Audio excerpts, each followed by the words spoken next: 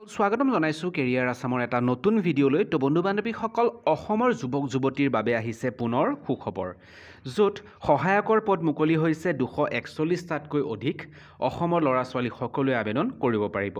আৰু এই পদবোৰৰ বাবে অনলাইন যোগে আবেদন কৰিব লাগিব অৰ্থাৎ অনলাইন মাধ্যমেৰে আবেদন কৰিব লাগিব আৰু ইয়াৰ মাহিলী দৰমহা ৩৫,৪০০ৰ পৰা আৰম্ভ হ'ব তো নোটিফিকেশনটো ক'ৰ পৰা আহিছে কেনেকৈ আবেদন কৰিব লাগিব অলৰেডি কৈছোঁ আৰু লগতে কি এডুকেশ্যনেল কোৱালিফিকেশ্যন বিচাৰিছে সিলেকশ্যন প্ৰচেছটোত কেনেকুৱা থাকিব সকলোখিনি ভিডিঅ'টোত কম সময়তে বুজাই ক'ম তো ভিডিঅ'টো সম্পূৰ্ণ শেষলৈকে চাব কোনো স্কিপ নকৰিব আৰু যদি এতিয়ালৈকে আমাৰ হোৱাটছআপ আৰু টেলিগ্ৰাম চেনেলত জইন হোৱা নাই তেনেহ'লে জইন হৈ ল'ব ডেছক্ৰিপশ্যনতে লিংক পাব এনেকুৱা ধৰণৰ খবৰসমূহ নিতৌ পাই থাকিবলৈ তো এই নোটিফিকেশ্যনটো আহিছে সুপ্ৰিম কোৰ্ট অফ ইণ্ডিয়াৰ ফালৰ পৰা আহিছে ঠিক আছে তো অসমৰ ল'ৰা ছোৱালী সকলোৱে আবেদন কৰিব পাৰিব তো অৰ্গেনাইজেশ্যনটোৰ নেম হৈছে সুপ্ৰিম কোৰ্ট অফ ইণ্ডিয়া চমুকৈ SCI আৰু পোষ্টটোৰ নাম হৈছে জুনিয়ৰ কোৰ্ট এছিষ্টেণ্ট চমুকৈ JCA পদ মুকলি হৈছে সৰ্বমুঠ পদ ইয়াতে আছে 241টা ঠিক আছে আৰু পাছলৈ ইয়াতে ইনক্ৰিজ হোৱাৰ সম্ভাৱনা আছে আৰু লগতে কেটেগৰিটো যদি চাওঁ গভৰ্ণমেণ্ট জব হয় এইটো আৰু এপ্লাই কৰিব লাগিব অনলাইন মাধ্যমেৰে ঠিক আছে আৰু ইয়াৰ বাবে স্যালাৰি প্ৰদান কৰিব প্ৰতি মাহে ৩৫,৪০০ টকাৰ পৰা ৭২,০৪০ টকা পাৰ মান্থ ইয়াতে স্যালাৰি প্ৰদান কৰিব আৰু অফিচিয়েল ৱেবছাইটটো হৈছে sci.gov.in ঠিক আছে তো আমি যদি সিলেকশ্যন প্ৰচেছটো আমি চাওঁ তেনেহ'লে ইয়াতে এটা প্ৰথমতে ৰিটেন এক্সাম অনুষ্ঠিত হ'ব যিটো OMR বেছত হ'ব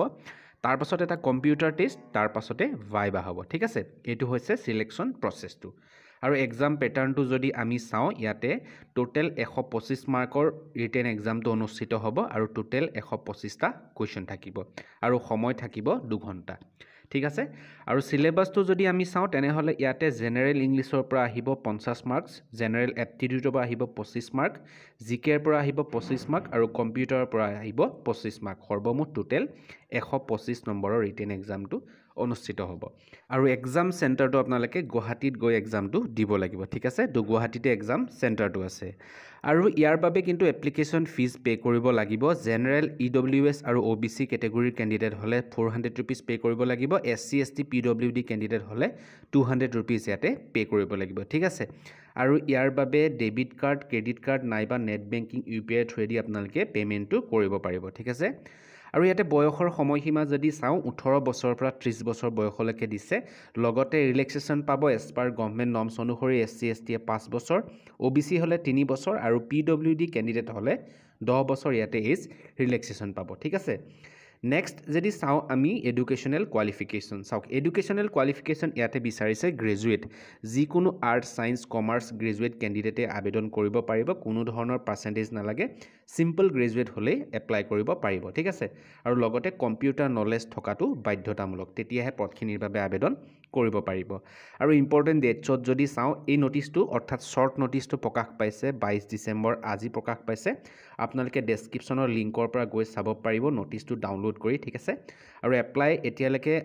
লিংক এক্টিভেট হোৱা নাই তো আপোনালোকক যেতিয়াই নটিফিকেশ্যন আহে তেওঁলোকে নটিফাই কৰে আপোনালোকক ভিডিঅ' প্ৰভাইড কৰিম তো চেনেলটোৰ লগত জড়িত হৈ থাকিব চেনেলটো ছাবস্ক্ৰাইব কৰি ৰাখিব আৰু ইয়াতে হোৱাটছআপ গ্ৰুপৰ জইন লিংক দি দিছোঁ আপোনালোকে ক্লিক কৰি জইন হ'ব পাৰিব